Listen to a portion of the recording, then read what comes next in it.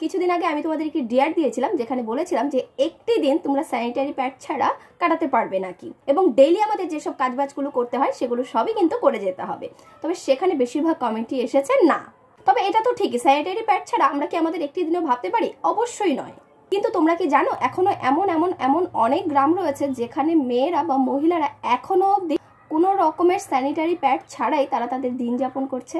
কারণ এটা তাদের করতে হচ্ছে। এমন এমন অনেক গ্রাম রয়েছে যেখানে এখনো অব্দি স্যানিটারি প্যাড অ্যাভেলেবেল নেই। তারা কিন্তু একই কাপড় দীর্ঘদিন ধরে ইউজ করে থাকে, সেই কারণে তাদের কিন্তু বিভিন্ন রোগের সম্মুখীন হতে হয়। আর এইসব স্যানিটারি প্যাড না থাকার কারণে কাপড় ইউজ করার ফলে অনেক অনেক অনেক মেয়েরা আছে যাদের স্কুল বন্ধ হয়ে যায়, অনেকে স্কুলে যেতে পারে না। তো সেই সব গ্রামের মেয়েদের হেল্প করার জন্য এভারটিন কিন্তু একটি সুন্দর পদক্ষেপ নিয়ে চলে এসেছে, যেটির নাম দেওয়া হয়েছে পিরিয়ড অ্যাডপশন প্রোগ্রাম। আর সেই সব গ্রামগুলোকে এখানে অ্যাডপ্ট করা হবে যেই সব গ্রামে এখনো অনেক অনেক দূর অব্দি প্যাড অ্যাভেলেবেল নেই, প্যাড সহজেই পাওয়া যায় না।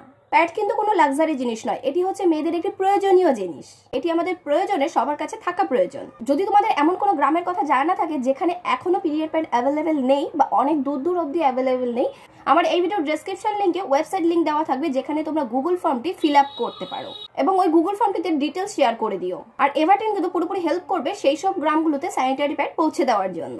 এই ভিডিওটি তোমাদের যথাসম্ভব শেয়ার করো, যাতে প্রত্যেকটি গ্রামে এখনো অব্দি যেখানে প্যাড অ্যাভেলেবেল নেই সেই সব গ্রামের কিছুটা হেল্প হয়।